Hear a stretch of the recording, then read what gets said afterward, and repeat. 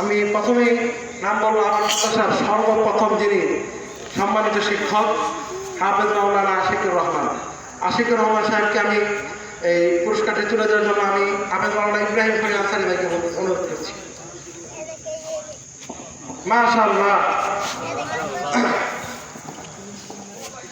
এই পর্যায়ে আমাদের মাদ্রাসার যিনি হিফজ বিভাগের দায়িত্বে আছেন, আমরা এই হিফজ বিভাগের যিনি দায়িত্বে আছেন ওনাকে আমরা সম্মানিত করব এবং অনেক পরিশ্রম করেন ভাই হাফেজ মাওলানা আমিনুল ইসলাম সাহেব।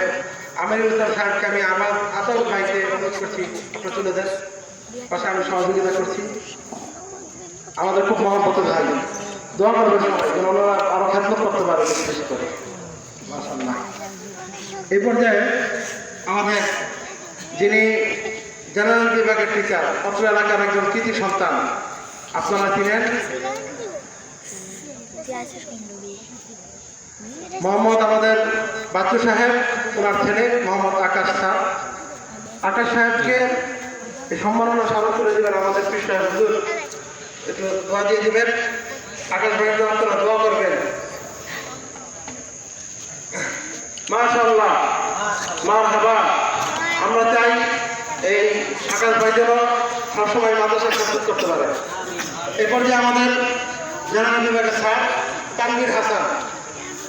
তানভীর হাসানকে আমি অনুরোধ করতে আসবেন। এই তানভীর হাসানকে এই সম্মাননা স্মরণ করে দেবেন আমাদের মাহবুব ভাই।